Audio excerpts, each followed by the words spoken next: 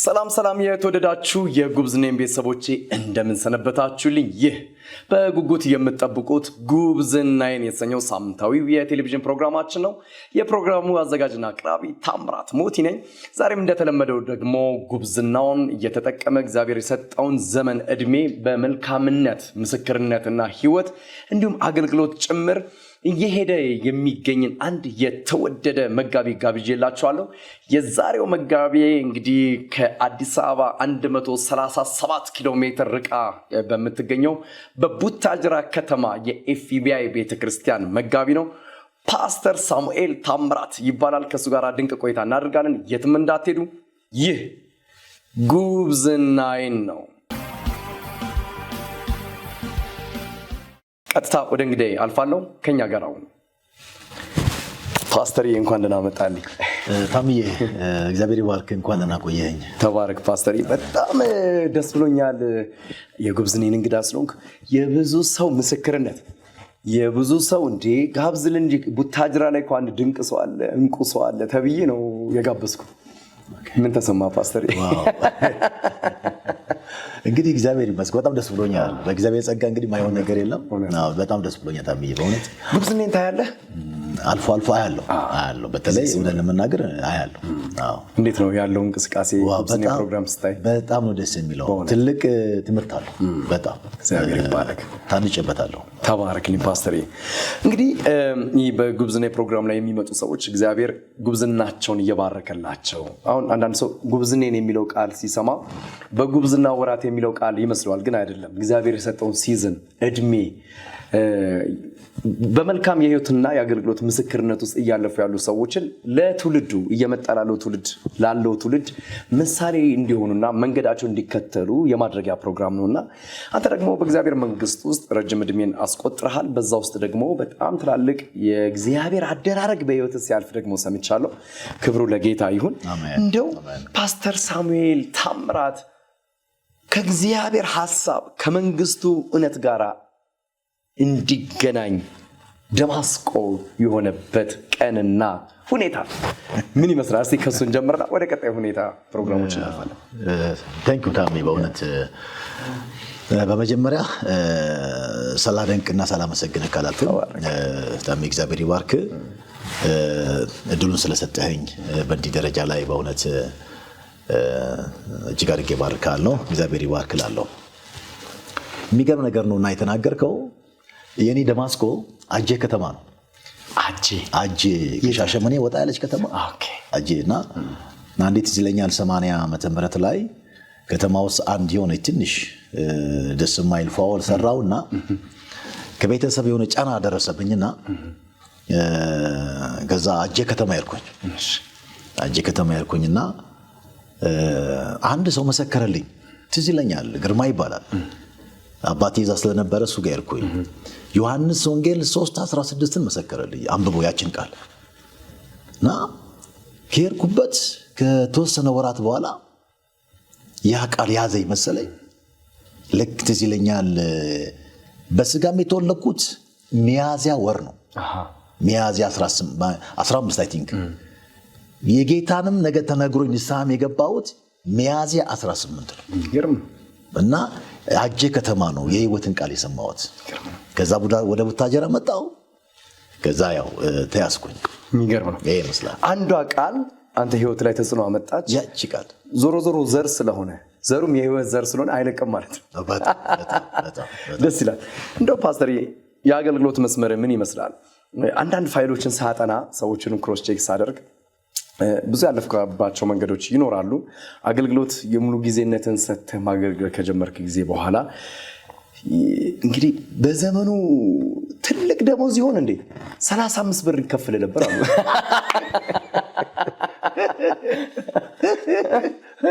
እቺ ሰደድ በዳት ኬታ መጣ እንዴ ዋው በደም ክሮስ ቼክ ረበዳት ነበር ግዴ ያዴ ፈራሚ ነበር ገርሞኛለሽ። እስቲ እንዴት ነው ነገሩ? በዛ ጊዜ የነበረው የወንጌል ህይወት የሙሉ ጊዜነት አገልግሎት ምን ይመስል ነበር? እስቲ ፓስተር የሚገርም ነገር ነው። እግዚአብሔር የተባረከ ይሁን። አሁን ስትናገር ገርሞኛል። በርግ ጊዜ የሰጠሁት እኔ 81 ነው 81 ነው እና ጊዜ 1981 እና ረጅም ጊዜ ነው። ያን ጊዜ ይገርማል። ክፍያን አታውቅም እና ህፃናቶችን በማስተማር በዛ ነበረ ጉድ ምለው። በቃ ቤተክርስቲያን ጠራችኝ። ለእኔ ብርቅ ነበረ እና ለአገልግል ብዬ አለቅሳለሁ። ለማገልገል ማለት ነው። በቃ ለማገልገል አለቅስ ነበረ።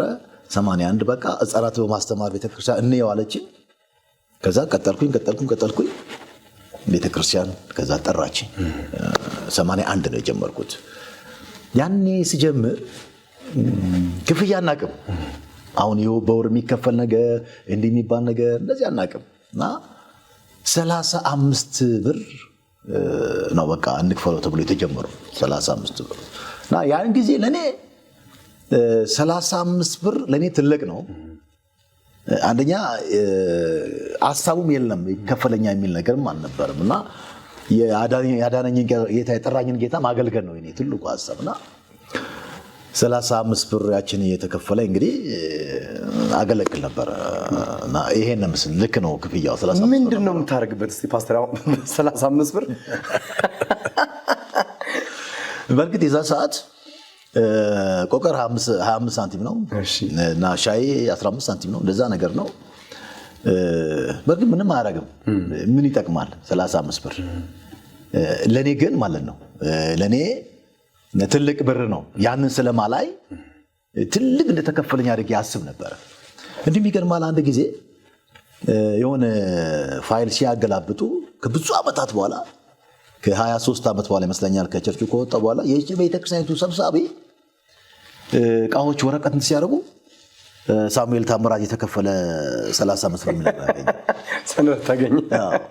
ከዛ በሆነ አገልጋዮች ፕሮግራም ላይ በክፍያ እንትን ሲባል እናንተ ይኸውላችሁ ለሳሙኤል የሚከፈለው የናክል ብር ነበረ ትዝናናላችሁ ብሎ እስኪ ድረስ እንደዚህ ቀረበ ሲባል ገረመኝ እና ምንም አታረግበት ምን ታረግበታለህ እና የዳንከው ስለሚበልጥብህ ያ መንገድን እውነትን ይዘህ የማገልገሉ ጥማትና ልብ ብቻ ስለነበረ ብሩም ቢመጣ አክቹሊ ከብሩ አንፃር አይደለም ኢንቴንሽን ከአገልግሎቱ አንፃርና መንገድ ብቻ መስሎት የሚገርም ነው። አንተ ወደ ስቱዲዮ ሳመጣ ለወንጌል የተከደበትን ርቀት እሱን ስሰማ እግዚአብሔርን በጣም አመሰግን ነበርና ፓስተር ሳሚ በተለይ በቡታጅራና አካባቢዋ ላይ ጥጋጥግ እንግዲህ ብዙ ስሞችን አላቃቸውም አንተ ትነግረኛለህ። በስሊፐር እየሄድክ ወንጌልን ያደረስክበት፣ በሳይክል እየሄድክ ወንጌልን ያደረስክበት ሪሞት ኤሪያ የሚባሉ በተለይ ደግሞ ሙስሊም ወገኖቻችን ጋር እየገባ ያዳነን ጌታ የምትመሰክርበትን ነገር ሲነግሩኝ እግዚአብሔርን ስባርክ ነበርና ምን ይመስል ነበር? እስቲ ወንጌልና ፓስተር ሳሚ እንዴት ናቸው? ቴንክ ዩ ታሚ እግዚአብሔር ይባርክ። እንግዲህ አልፍ የመጣሁባቸው መንገዶችን እንዳስታውስ አረከኝ። ያው እንባ ይዘኛል። ዛሬ እግዚአብሔር ይመስገን ጥሩ ጫማ ታስሯል። አስፈላጊ አይደለም ማለት አይደለም። ክርስቶስ ለኛ ከከፈለው አኳያ ማለት ነው አይደለም ባዶ እግር ሄዶ ባዶ እግር ማገልገል እድል ካገኘ አንድ እኔ 1000 ጊዜ የመቃጠል እድል ባገኝ ውለታውን አልከፍለውም። አንድ ጊዜ እኮ አይደለም እኮ አንዴ የተቃጠልኩኝ ተርፌ፣ ሁለተኛ እንደዚህ የተቆጠረ 1000 ጊዜ በቃጠል ክርስቶስ አምላክ እኔ ለማዳን ከሰማይ ለመጣበት ለዛ ሚሽን እንዴት አድርጌ ነው የምከፍለው? እንዴት አድርጌ? በእርግጥ በረባርሶ በህይወት ዘመኔ ምጠላው አንደኛ የጥሩ ቤተሰብ ልጅ ነኝ እና በረባርሶ የሚያስር ሰው ለኔ ደሃ የተናቀ ሰው አድርጌ ነበር ማስበው። ለካስ ኢየሱስ ክርስቶስ ምን ለማገልገል እኔ ለማዳን በረባርሶ አስሯል እና በረባርሶ ቀለም ቀባውና ዞር ያገለግል ነበር። ጫማው አይደለም በረባርሶ አይደለም። ምናልባት ይሄ ነገር ስናገር ተመልካች ቅር ሊላችሁ ይችላል። ይቅርታ እየጠየቅኩኝ ማለት ነው። ተረከሴ ላይ ሞያ ላይ ያወጣ ነበር። የተረከስ ቁሱ ደግሞ ቶሎ አይደርቅም እና ካልሲ ያጣሁበት ጊዜ አለ። የለበስኩትን ልብስ ማለት ነው ቅያሪ ስላልነበረኝ ወንዝ አጥብና እዛው አድርቄ የለበስኩበትም ጊዜ ያውቃለሁ። ይሄን እንደያን እቺን ቃል ጉባኤ ላይ መድረክ አትናገር ብለውኛ ቤተሰቦቼ። የትኛው መሰለ? የውስጥ ፍረት መሸፈኛ ፓንት ነው አይደል? ከኔ ጋር አንድ ጊዜ አንድ ጓደኛዬ ሻወር ለመውሰድ ወደ ወንዝ ሄድን። እሱ አዲስ ፓንት ከስቶ ይቀይራል፣ የራሱን ወረወረዋ ውስጥ። እኔ ስላልነበረኝ ግን አገልጋይ ነኝ። ከዋው ጋር ከሮጬ ሄጄ የእሱን አውጥቼ እኔ አስሬዋለሁ። ካልሲ አልነበረኝም። ጨርቅ ጫማዬ ውስጥ ካልስ እግሬ ውስጥ እንትኑን ጨርቁን አስገባና እንደ ካልሲ ያረኩበት ጊዜ አለ። እና ሶል አልቆ እኔ በእጄ ጫማ ስለምሰፋ ድሮ ጫማ ሰፋ ነበር እና እንደዚህ አድርጌ የተጣለ ሶል ጫማ እንትን ነቅዬ እንትን ያልኩበት ጊዜ አለ። ወንጌል ነው ቅድም ብያለሁ። ሺህ ጊዜ ብቃጠል አይመልሰውም። እና ወገራም በለው ዳሙ በለው በወገራም ዙሪያ ብዙ ቦታዎች አሉ። በዳሙ ዙሪያ ብዙ ቦታዎች አሉ። ፍሶባር ይባላል፣ ወሰነፋቂ ይባላል፣ ኮረቲኒ ይባላል፣ ደረቅ ወንዝ ይባላል፣ ወለንሾ ድራማ በለው ዶቢ በለው ጎጋ በለው ማረቆ ዙሪያ አጠቃላይ እንሴኖ ቆሼ እና እዛ ክልል ያልተደረሰበት ቦታ የለም። አንድ ነገር ልመስክርልህ። አንድ ጊዜ አገልግለን ስንመጣ ሁለት ልጆች ናቸው። ሁለቱም አሁን አሉ። አንዱ የቡታጀራ ኮምፓሽን አንድ ቸርች ዳይሬክተር ነው። አንዱ እዚህ አዲስ አበባ ነው ያለው። አገልግለን ስንመጣ አሁን ቡታጀራ አንድ ቸርች ውስጥ ዳይሬክተር የሆነው ቤት ላይ እንተኛለን። ሳር ቤት ናት። መሽቷል። 7-8 ሰዓት ነው አገልግለን። ሁለቱ በጣም ወዳቸዋለሁ። ምን ለብሰው ልብስ አጣን። እኔ ማልተኛው እነሱ እንዳናዳር ጅባ ነው የለበስነው ለሶስታችሁ። አዎ ጅባውን አመጣንና እንደዚህ እና ወንጌል ነው። ይሄን መንገድ ስንሄድ አንድ ታለች ስኪን እስካሁን ድረስ መራያለም አካባቢ ጋር በካኪ ወረቀት በቆሎ ቆሎና አተር ቆሎ እሱን ታረግልኝና እሱን ይዤ ነበር። እሱን እየበላው ናገለግል ነበር እና ክርስቶስን በግር ነው ያገለገለው ሆነ ለመናገር። ስለዚህ በጣም ነው ደስ የሚለኝ። ለወንጌል ያለ ልብ መሰጠቱ ነው። አንዳንድ ጊዜ ነገር እንኳን ተመሻሽቶ ሜድ ማንፈልግበት ማገልገል ማንፈልግበት ለሰዎች የምስራቹን ወንጌል ማድረስ የማንፈልግበት ብዙ ነገሮች ይኖራሉ። ሁኔታዎችን እያለፍክ እንደውም ስሰማ ስለ አንዲት ሴት ሰምቻለሁ። ረጅም ኪሎ ሜትር ሄደ አንዲትን ሴት ለማገልገል ወደ እግዚአብሔር መንግስት እንድትገባ የከፈልከውን ዋጋ የርክበትን ርቀት ሁሉ ሰምቻለሁና ስለ አንዲት ነፍስ ግድ ይልህ እንደነበር ብዙ ኪሎ ሜትሮችን ታቋርጥ እንደነበር ይህ ነገር እንዴት አንተ ውስጥ ገባ? ነፍሳት ይድኑ ዘንድ በባዶ እግር እየሄዱ በስሊፐር እየሄዱ በበርባሶ እየሄዱ ዋጋ እየከፈሉ ብዙ ሾክ እየተወጉ ዳር ሰዎች ሊደርሱላቸው ወደማይችሉበት ቦታ ላይ እየደረስክ ሰዎች ወደ እግዚአብሔር መንግስት እንዲጨመሩ ምክንያት የሆነ ነገር ምንድን ነው ፓስተር? ዋው የመጀመሪያው ነገር በመጀመሪያ ብያለሁ፣ ክርስቶስ ለኔ ያደረገልኝ ነገር ነው። እሱ ለኔ ካደረገልኝ ነገር አኳያ ምን ምላሽ አለኝ? ካረካው እንግዲህ አስብ። አማራጭ አለን አማራጭ የለንም ማለት አይደለም፣ ግን የተደረገልን ነገር አማራጮቻችንን ትተን እንድንመጣ ነው የሚያደርገን። ያ ስለሚበልጥብን እንደዚህ ያስደረገኝ ወንጌል ነው። በቃ ወንጌል ስለገባ ነው። እኔ አሁን ምናልባት ተመልካቾች አንድ ነገር ሊማሩ ይችላሉ። እኔ ማይገባኝ አንድ እውነት ልንገር። ይሄ ጭንቅላት ካልተቀየረ በስተቀር ማይገባኝ ነገር አለ። ለወንጌል መኖር፣ ለወንጌል እስቲል አሁን መሞት። አሁን ይሄ ነው የሚገባኝ። ወንጌልን በምንም ተአምር ላስተካክለው አልችልም። እሱ እኔን አስተካከለኝ እንጂ። እውነት ነው። ያቺ ሴት አሁን ሳስብ ላለቅስ እችላለሁ። የነበረችበት ህይወት ወንዝ ተሻግሬ ነው የሚሄደው። ወንዝ ተሻግሬ አንዴ እንዲሁም ወንዝ ሊወስደኝ ነበር። ጫማዬን ወረወርኩኝ። ትንሽ ዋና እችላለሁ። አሁን ግን የሚሻገረው ወንዝ ለዋና የሚመች አይደለም። ድንጋይ አለው፣ ፓወር አለው። ሊጥለኝ ሞከረ እና ልብሴን ሰበሰብኩና እዚህ ፓንቲ በስብሷል። እንደዚህ አድርጌ እጄ ነው ማገለግላት። በቤተሰብ መካከል ነው ያለችው። ቤተሰቦቹ አጠቃላይ እንደው ሊገላት ይፈልጋሉ።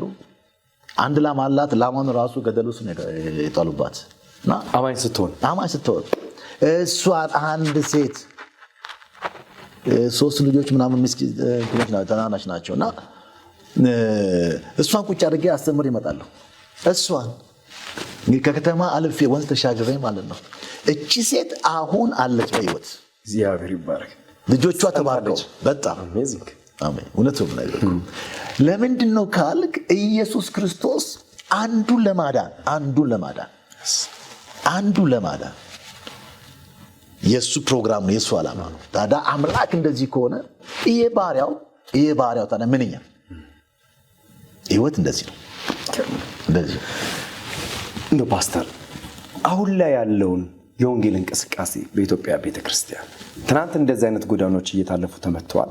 ልክ እንዳንተ ደግሞ ብዙ አባቶች አሉ በየገጠራ ገጠር ረጅም ኪሎ ሜትር በእግሮቻቸው እየሄዱ ነፍሳት እንዲድኑ ዋጋ የሚከፍሉ ሳይበሉ የሚያድሩ ትራንስፖርት ማያውቁ በእግር የሚሄዱ ብዙ የወንጌል አባቶች እንዳሉ ታሪክ ይነግረናል።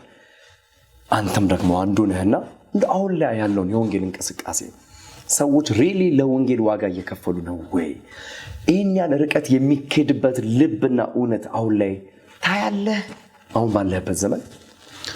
አዎ፣ በጣም ነው የሚያሳዝነው። ግን አንድ ነገር ልጀምርልህ። ከየትኛውም ጊዜ ይልቅ ወንጌል የምንሰራበት የእግዚአብሔርን ስራ የምንሰራበት እግዚአብሔር ምቹ ጊዜ ከሰጠን ይልቅ ይሄን ዘመን ነው ከሰራንበት ማለት ነው። ነገር ግን ለወንጌል ዋጋ ከመክፈል ይልቅ ምናልባት አይታረቅ ይሆናል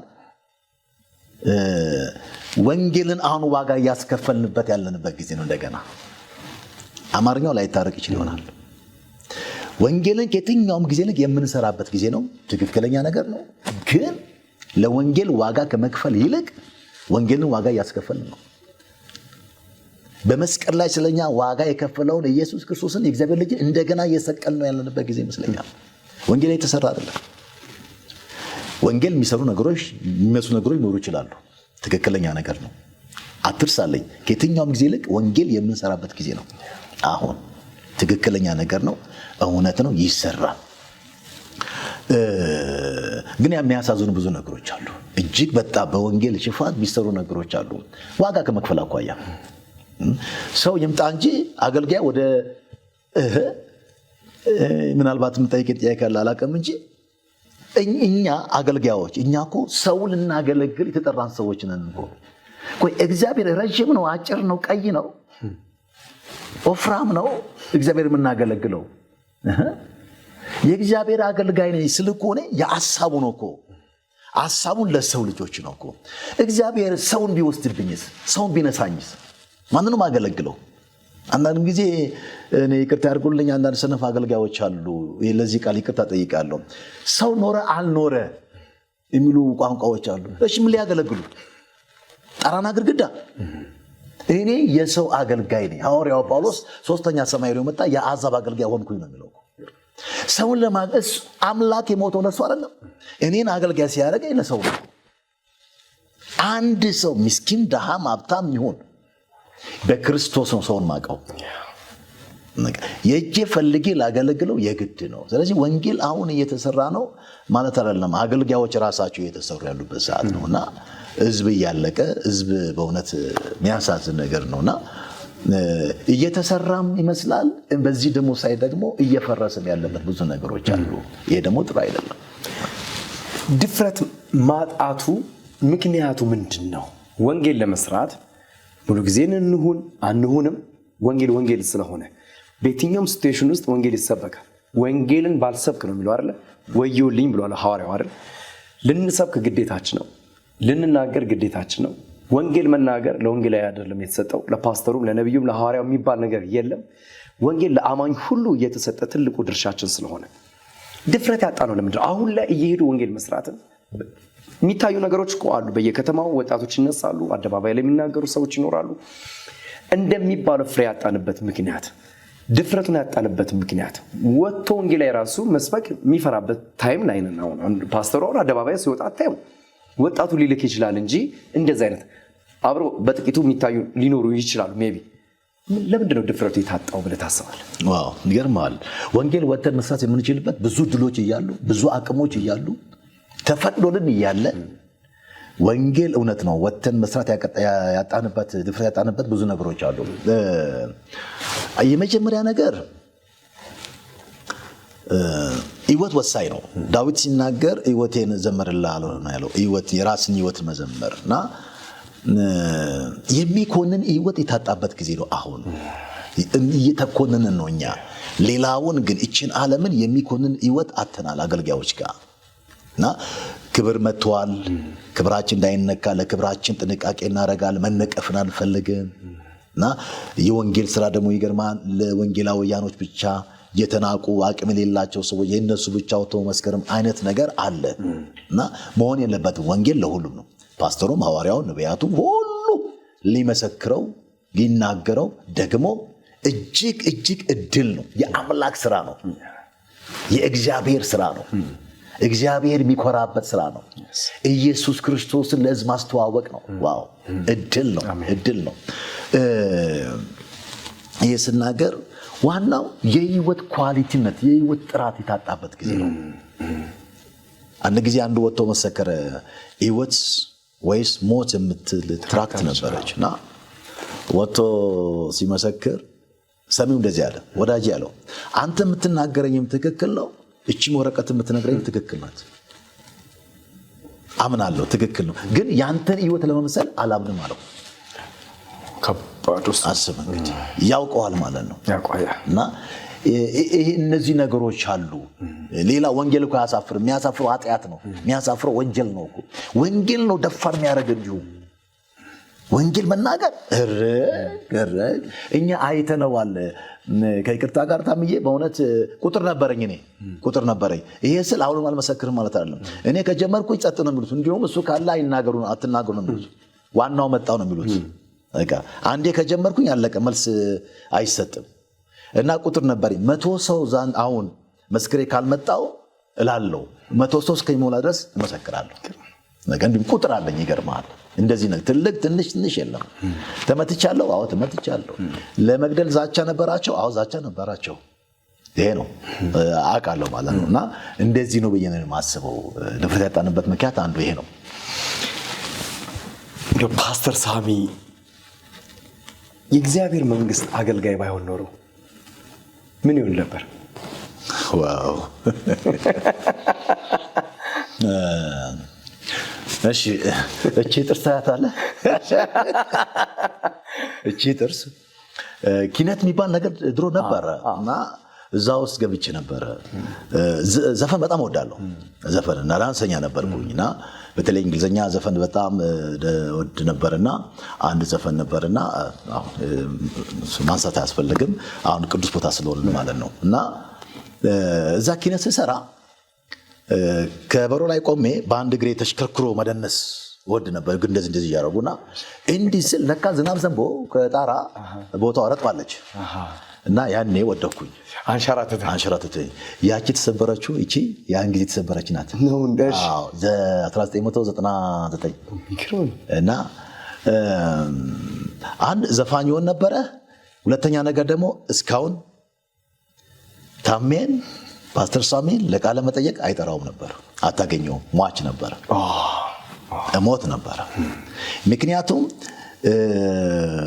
እንድሞት ድሜ የሚያሳጥር ነገር ውስጥ ነበርኩ። ደስ የማይል ነገር ውስጥ ነበርኩ በቃ። ስለዚህ የሆነ ነገር ፌመስ ነበር ሆን አልችል እሞት ነበረ። መንገዴን አውቀው ነበር። ይሄ ነው ባጭሩ። በቃ ሟች ነበረ ፓስተር ሳሚ።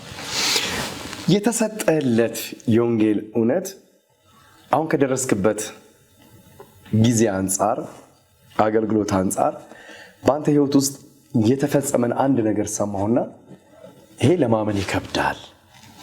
እውነት ኢትዮጵያ ውስጥ ነው ወይ የሚል ነገር አይምሮ ውስጥ መጣና በሌላው ዓለም ሊኖር ይችላል፣ ኢትዮጵያ ውስጥ ማንም በሌላ ሊኖር ይችላልና ትንሽ ግን ከበደኝ፣ ለማመንም ከበደኝ። አንተው አንደበት ብትናገር ጥሩ ስለሆነ አንድ ሐሳብ ላነሳ ነው። ጓጓን ቀስ በቀስ በቃ ብዙ ነገር ለቤት ይሆን ዘንድ ላንተው ይሆን ዘንድ በመልካም ሰዎች ቸርነት ወደ አካውንት የገባ 10 ሚሊዮን ብር ነበር አሉ።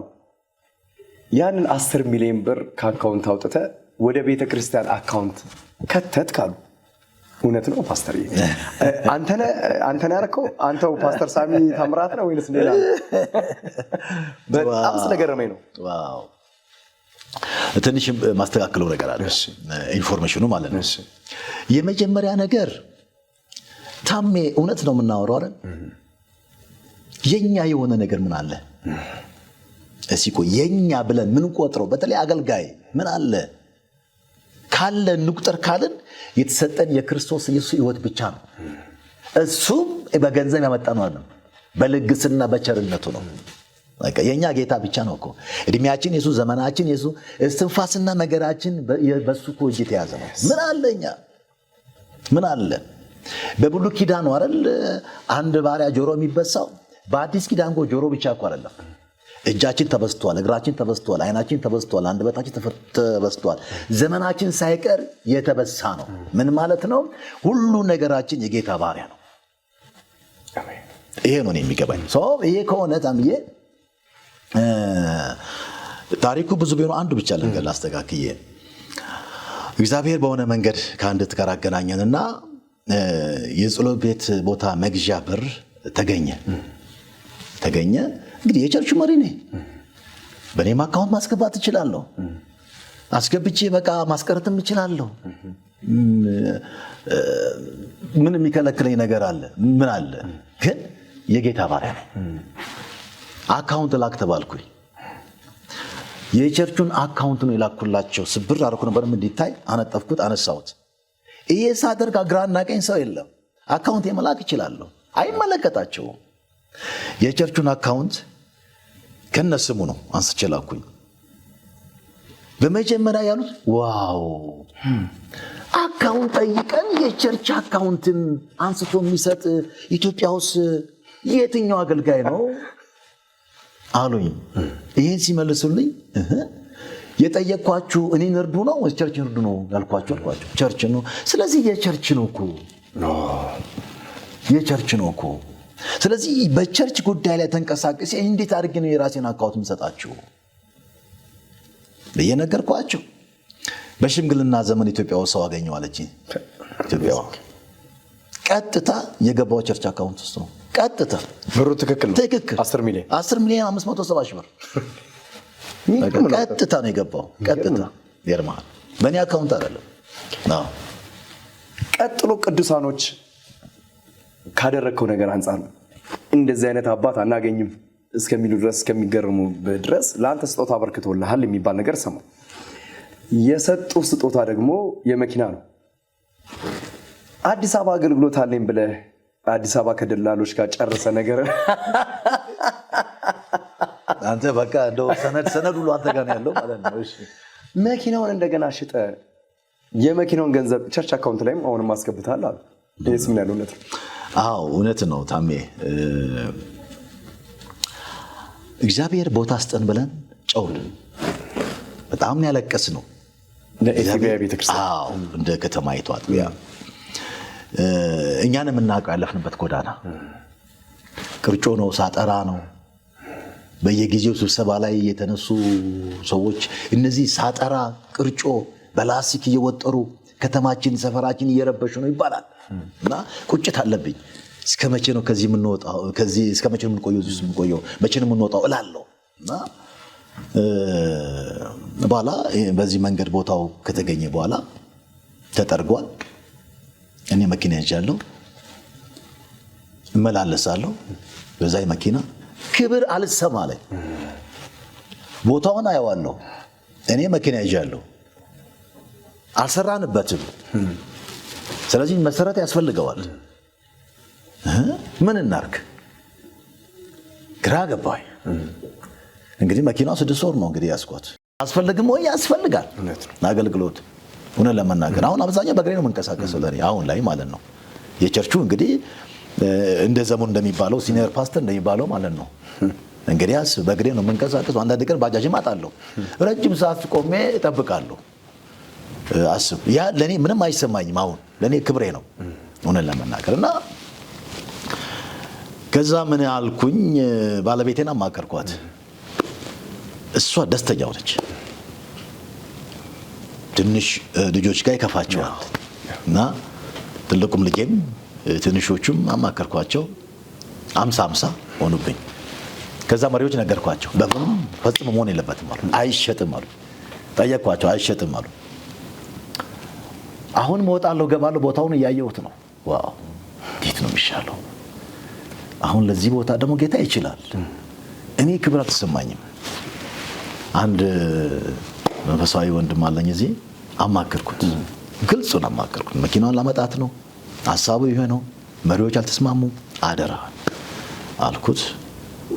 የገዛውበት ቦታ ሄጄ ስጠይቀው 100 ሺህ ብር ቀነሰብኝ። በቃ ልጁን አማከርኩት። ደላሎች አሉ፣ ክርስቲያን ናቸው። ዋናው የሚሸጥበት ዓላማ ጸሎት ቤት ሊሰራበት ይሄ ነው። ከዛም ጥቼ አስረከብኩት እና እኔ ቡታጀራ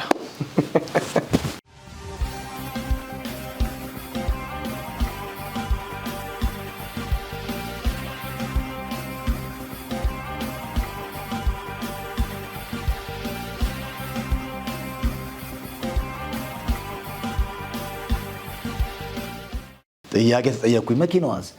አይ አዲስ ስለሆነች ሰርቪስ ያው መቼስ እዚያ አትደረግም፣ አዲስ አበባ ነው የምትደረገው እና ለዛ ነው እዚህ እንዳያበላሹብኝ ፈልጌ ነው ሞተሩ ብዬ እንዲቀለድኩባቸው።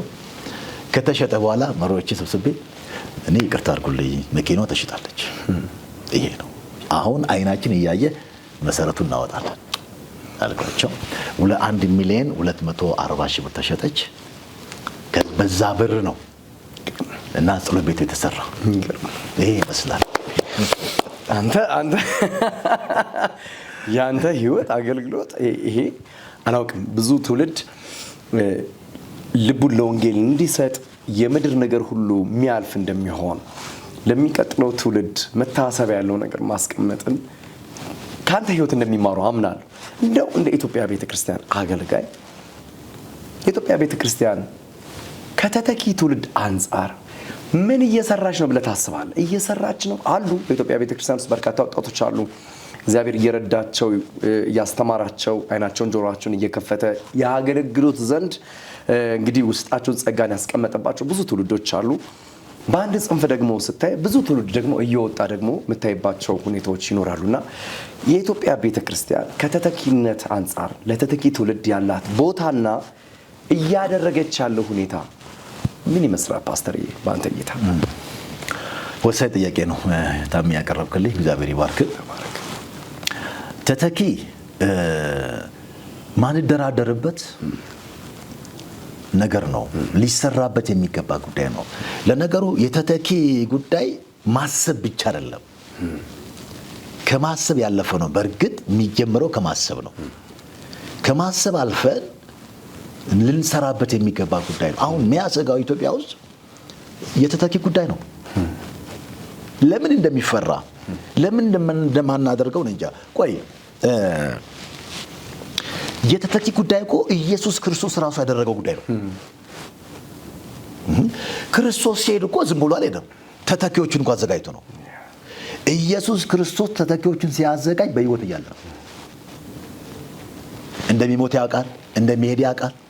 ይሄን እያወቀ ተተኪዎችን አዘጋጀ። ተተኪዎችን ደግሞ ሲያዘጋጅ ማለት ነው የማያበላሹ ፍጹም እንቁ ናቸው ማለት አይደለም። የሚተካቸውን እኮ የህይወት ጌታቸውን እኮ አሳልፈው ይሰጡታል። የካዱት ግን ተተኪ ናቸው። ተተኪ ናቸው። ልንሰራበት የሚገባ የኢትዮጵያ ቤተክርስቲያን ዋናው ነገር ተተኪ ነው። ለምን አናደርገው? ምክንያቱም ምንድነው ያስፈራል? አንድ ጊዜ አንድ ቸርች ውስጥ አንድ ወጣት ይሰብካል። እየሰበከ ያለ አንድ አባት እንቅልፍ ይዟቸዋል፣ ይተኛሉ። አባት ምን ነው እኔ የሰበኩኝ ለምን ይተኛሉ? ልጄ አሳራፊ መጣ፣ ተተኪ መጣ። አሁን ለዛ ነው ሊሰማን የሚገባ እንዲህ አይነት እውነት ነው። ተተኪ አገልጋይ ማሰብ፣ ተተኪ አገልጋይ ማዘጋጀት። ዝግጅት ማለት በብዙ መንገድ ነው። ማስተማር ሊሆን ይችላል፣ አብሮ ከነሱ ጋር የህይወት መቆረስ ሊሆን ይችላል፣ አብሮ ማሳለፍ ሊሆን ይችላል።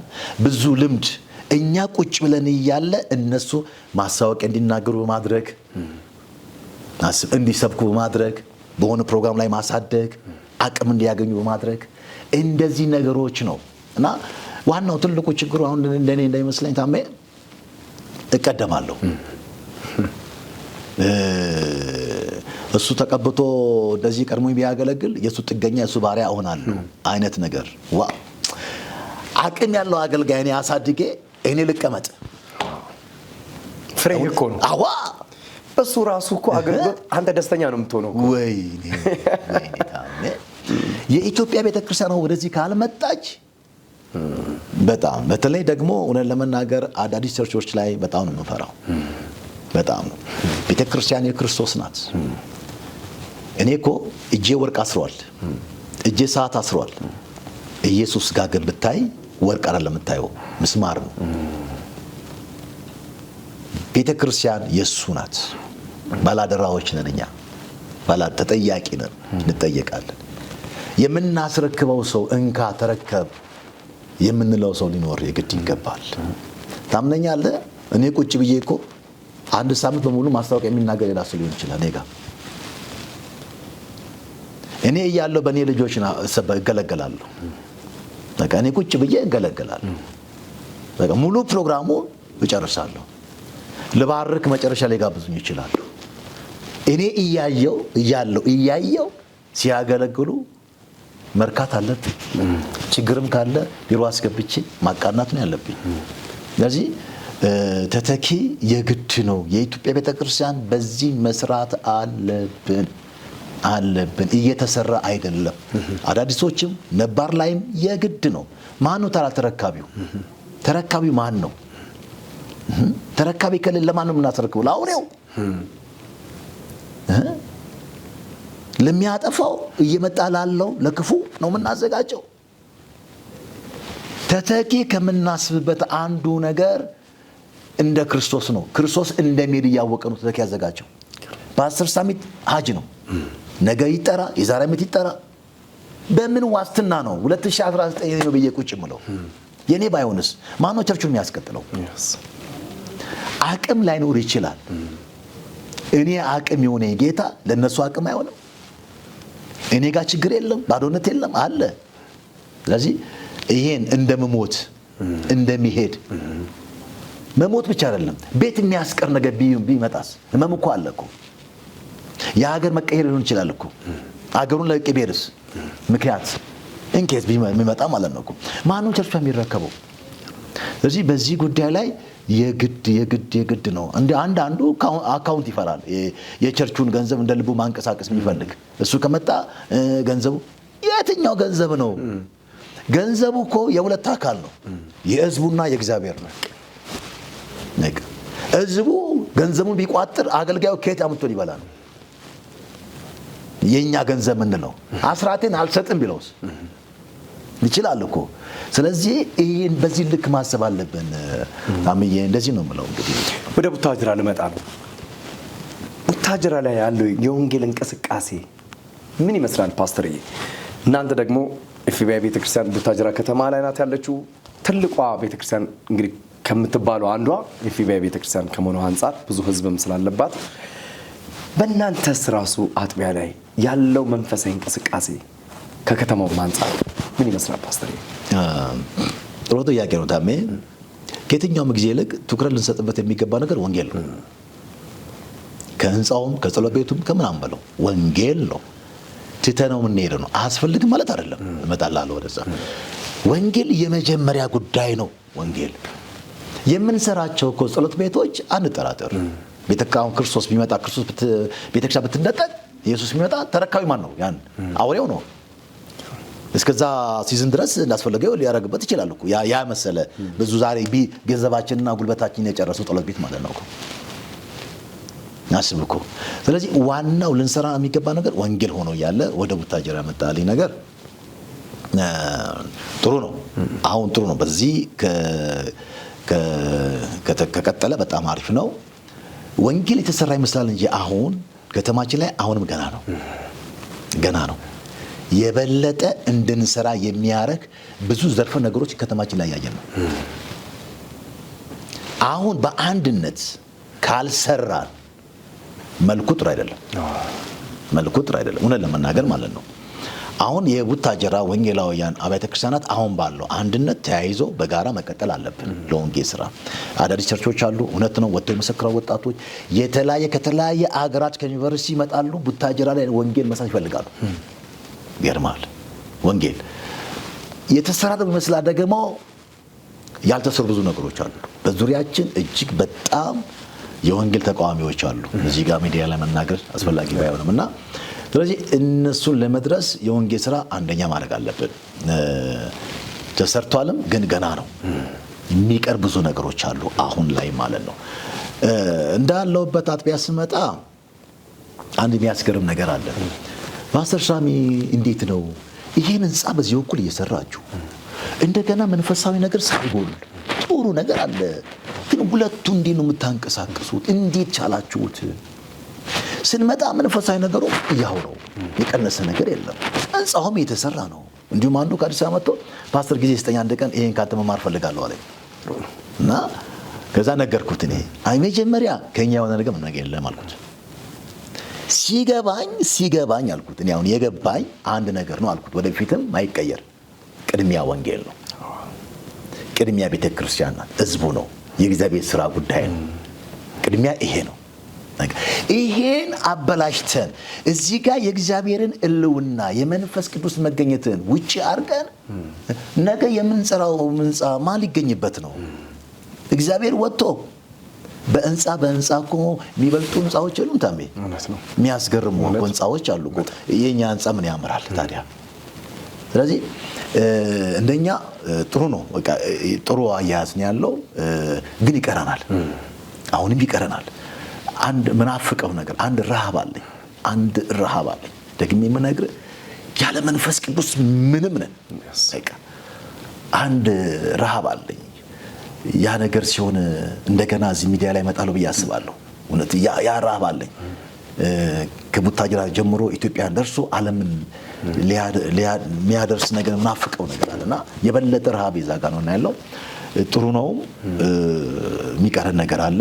እንደ አጥቢያችን ደግሞ ጥሩ ነገር አለ እና አሁን ወደኛ ሚድን ሰው ይመጣል። በግል ሚድን ሰው ይመጣል። በተለይ ሚድን ሰው ከውድቀት ውጭ ይመጣል። ይገርማል። በየጊዜው የምናጠምቀው ሰው አላጣንም። 61 ሰው አጥምቀናል ብለህ ታምናለህ? በአንድ ጊዜ 61 ሰው አጥምቀናል። ይሄ ነው ጥሩ ነው። እንደኛ አያያዙም ጥሩ ነው። ከአገልጋዮች ጋር ያለ ንብረት በጣም ጥሩ ነው። ደስ የሚል ነገር አለ። እንደ ቡታጅራ ከተማ አባት ነህ ሽማግሌ ነህ ሲባል ሰማሁ።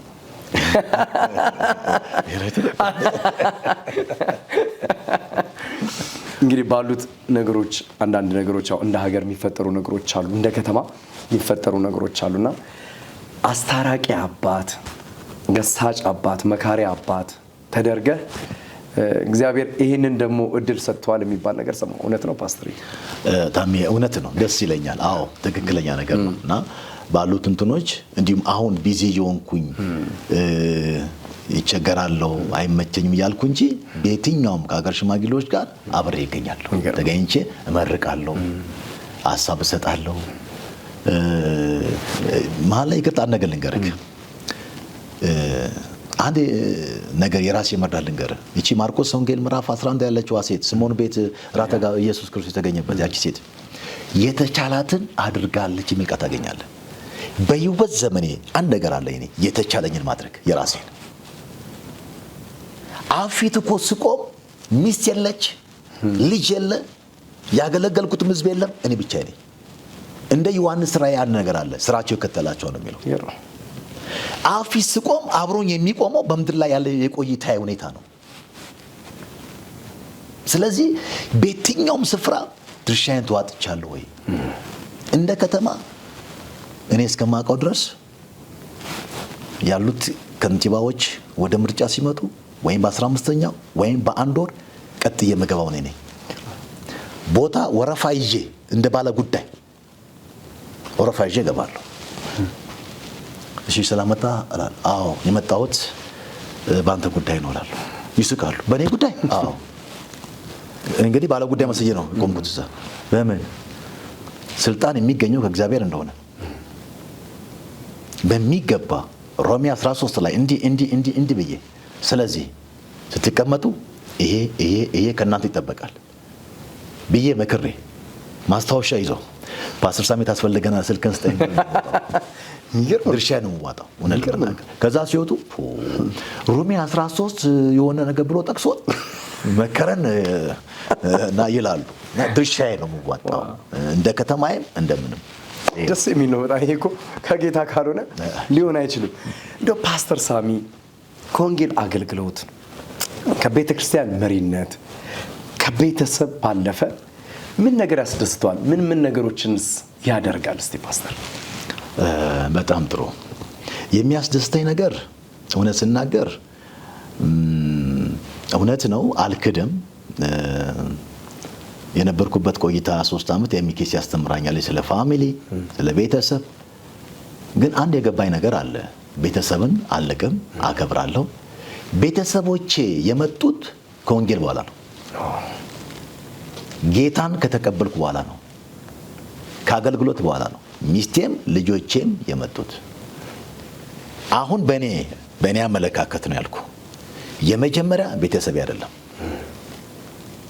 ቤተሰብ የመጣው እኔ የተሰማራሁበትን ሚሽን ለማገዝ ነው። በቃ ይሄ ያውቃሉ። ሚስቴም ታውቃለች፣ ልጆቼም ያውቃሉ። ቁጭ አድርጌ ነግሬያቸዋለሁ። ውድ ባለቤቴ የመጣሽው ሚስት ብቻ ልትሆኝ አይደለም፣ ባልሽ ያለበት ዋና ትልቁ ሚሽን ላይ ልታግዢው ነው። ልጆቼ ይሄ ነው። ይሄ የመጀመሪያ ነገር ነው። ይሄ ያስደስተኛል። ፓስተር ሳሚ የት ነው የምታገኘው? ቸርች ነው። አርብና ማክሰኞ ክፍት ነው የኔ ቢሮ ማለት ነው። በቃ ከዛ ውጪም ደግሞ ቸርች ነኝ። እኩል ነው የምንሰራው። ቀንስራት አቦካለውም ካስፈለገ መስማሩን መታለውም ካስፈለገ እና ማሳልፈው እንደዚህ ነገሮች ናቸው። ደስ የሚያሰኘኝ የወንጌል ስራ ነው። ሰው ሲድን ማገለግላቸው ህዝብ ከክሳት ሲወጡ፣ በመንፈሳዊ ነገር ሲወፍሩ፣ በሚታይ በምድራዊ ነገርም ሲወፍሩ፣ ሲሳካላቸው ካስፈለገ እኔ ከስቼ እነሱ ሲወፍሩ የኔ እርካታ ይሄ ነው። በቃ እነሱ ሲከብሩ፣ ጤነኛ ሲሆኑ፣ ህዝቡ ተገኝቶ ሲያመልክ ሲጸልይ ማለት ነው። ምኞቴ ነው። ይሄ ዝም ብሎ የተመለጠ አይምሰለኝ። እቆጣለሁ አንዳንድ ቀን ለምን እንደዚህ አትሆኑ እላለሁ። በቃ ክሳታቸውን አልፈለገም እና ይሄ ነው ደስ የሚያሰኘኝ። ጓሮ ነገር ላይ እቺ ነው የሆነ ፎቶ ፋይል ሳገላበጥ እኔ አሁን ስኳር ድንች ይሁን ምን ይሁን ብቻ እኔ አላውቅም። ስትኮተኩትና እናም ይዛሃየውና ፓስተር ሳሚና ጓሮ እንዴት ነው ግን? እስቲ ተክሎች አካባቢ አቮካዶ ተክያለሁ። እውነት ለመናገር አቮካዶ አለ። እሰራለሁ እና እኮተኩታለሁ። እንዲሁም አንድ ጊዜ ይስቁብኛል። እኔ ከእናንተ ይልቅ እኔን የሚጦረኝ ይሄ አቮካዶ ነው ብያቸዋለሁ። ልጆች ይስቃሉ። እና ስለዚህ አቮካዶ አለ፣ ያን እኮተኩታለሁ፣ እለቅማለሁ። አንዳንድ ነገሮች ማደርጋቸው ነገሮች አሉ እና ትክክል ነው። እግዚአብሔር ይባረክ። ደስ የሚያሳይ ነገር ነው። እንደው ብዙ ትውልድ እየተነሳ ነው በአንድ የሚሆን በሌላ። ቸልታውም እንዳለ ሆኖ ድካሙም እንዳለ ሆኖ በአንድ ሳይድ ደግሞ እግዚአብሔር እየረዳቸው ለወንጌሉ እውነት የሚቆሙ አሉ። አሁን ማራናታ የምንልበት ሰዓት ነው። ጌታ ሊመጣ በደጅም ከመሆኑ አንጻር ለኢትዮጵያ ቤተክርስቲያን ለትውልዱ ከወንጌል አንጻር የልብህ ጩኸት ምንድን ነው? ከጌታ ጋር እየተወራረድክበት እየተነጋገርክበትስ ያለ ነገር አለው ወይ? ይሄ ነገር እንዲህ ቢሆን የምትለው ምድሪቱ ላይ እንዲመጣ የምትናፍቀው ከቤተ መንግስት ጀምሮ ሊሆን ይችላል እስከ ታችኛው ማህበረሰብ ድረስ እንዲመጣ የምትፈልገው የወንጌል አንዳች ነገር አለው ወይ? ይሄን መልስ። ቴንኪው ተባረክ። ለመጀመሪያ ጌታን ከማመሰግንበት አንድ ነገር የተባረከ ተስፋ አለን። ተስፋ ቢሶች አይደለም።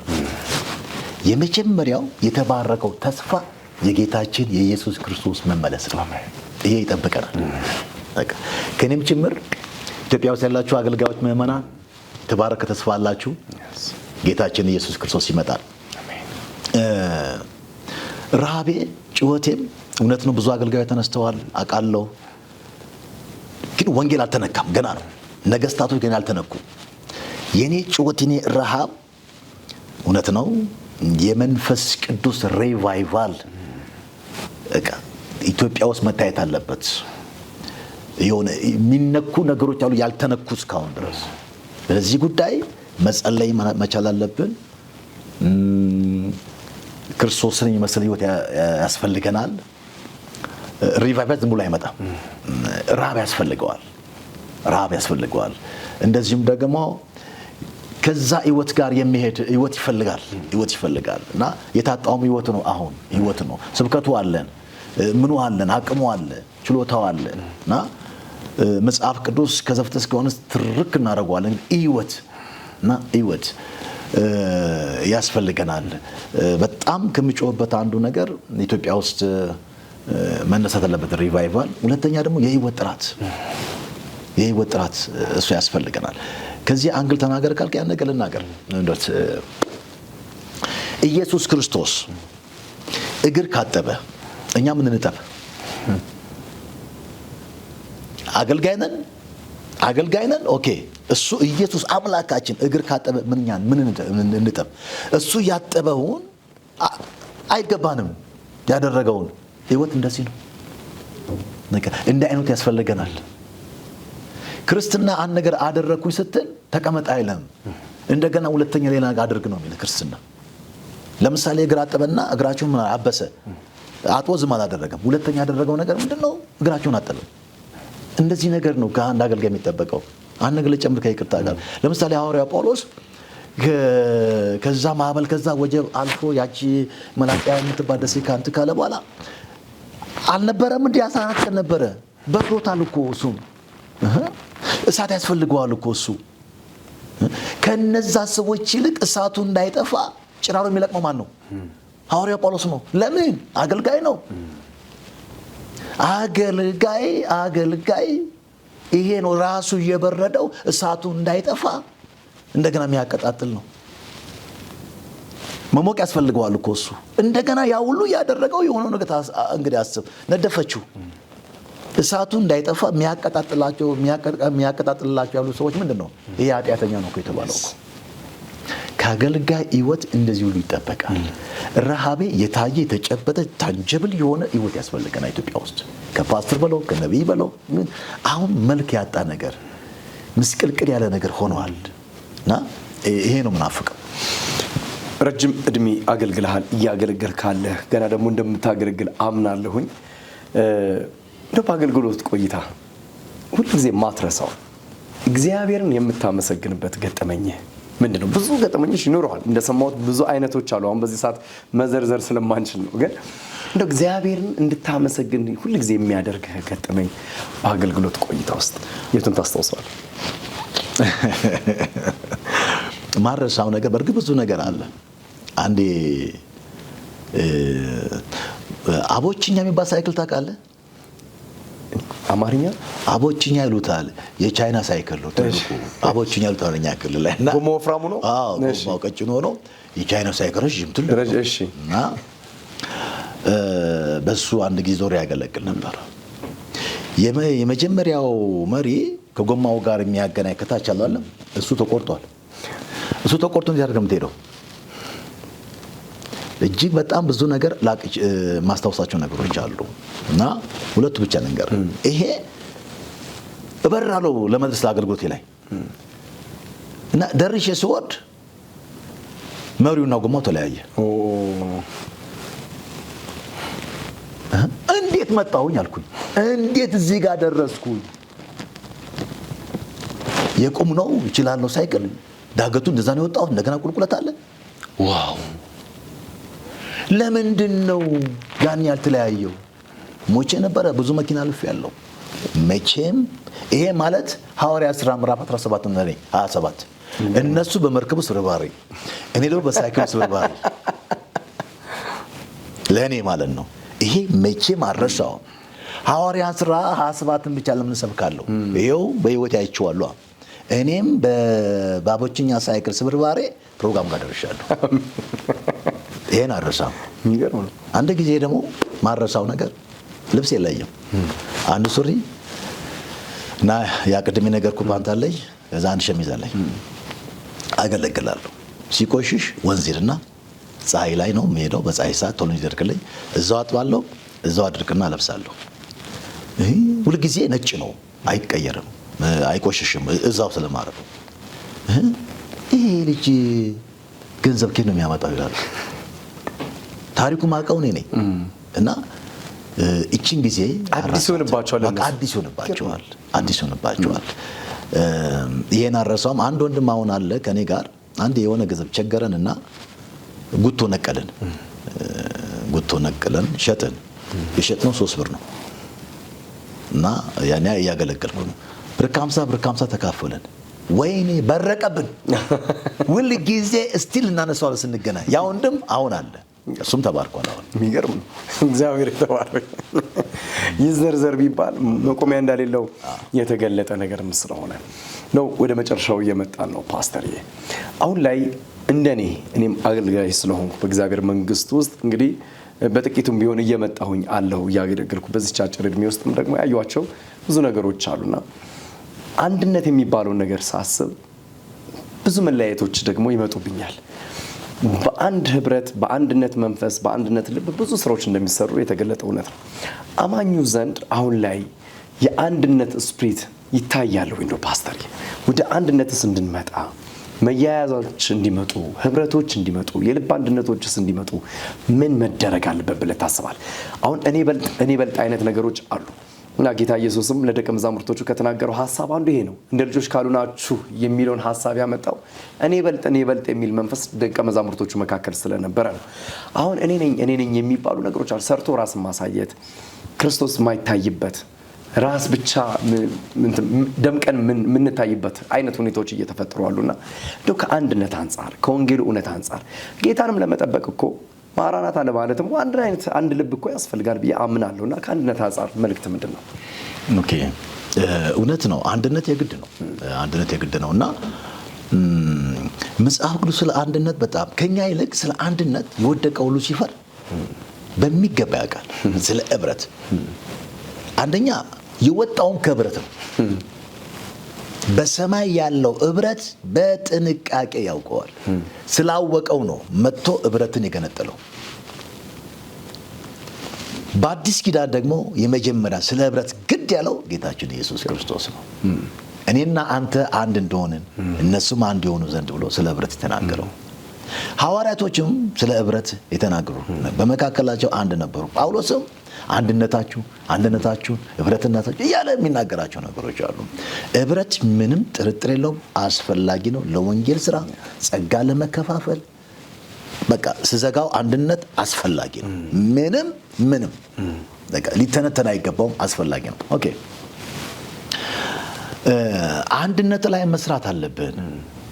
ሰርተነዋል፣ ግን ዋጋ ያስከፈለ ያለ ነገር ነው። እንደው ምን እንደሚነካ እንጃ። አሁን በአንድነት ብትሰራ ምንድነው የሚጎልብህ? ምንድነው ይሄ?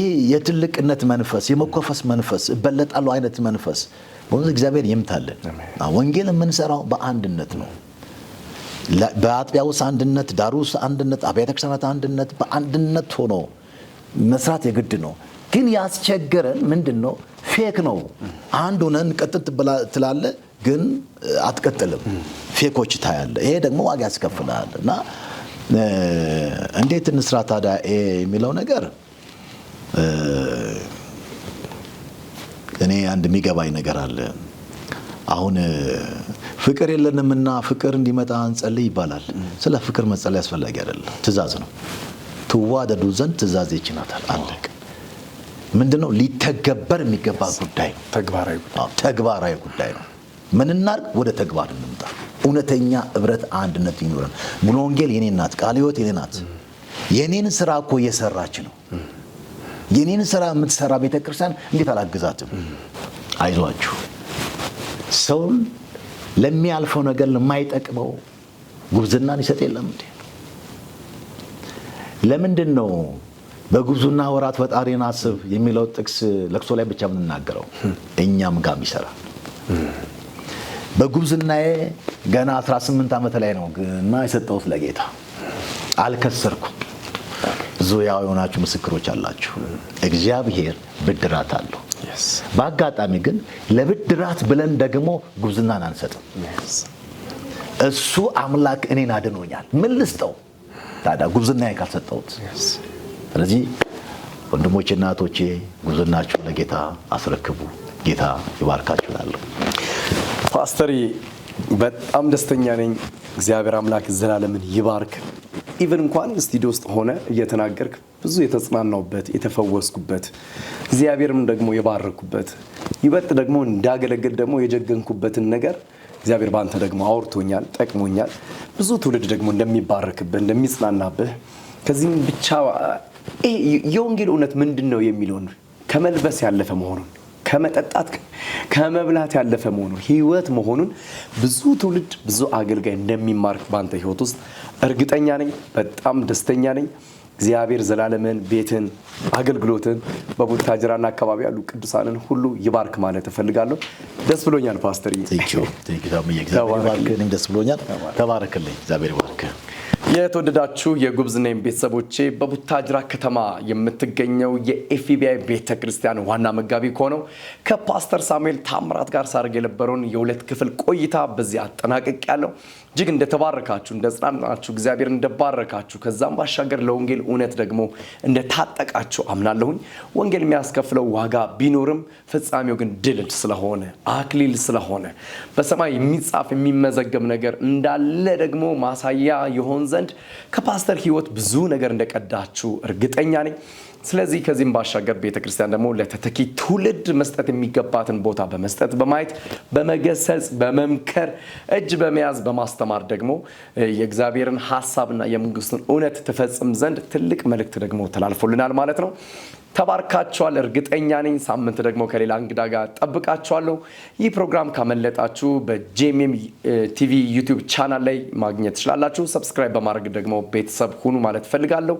ታምራት ሞቲ ከእናንተ ጋር ቆይታ አደረኩኝ። ሳምንቱ የተባረከ ይሁንላችሁ። ይህ ጉብዝናዬ ነው።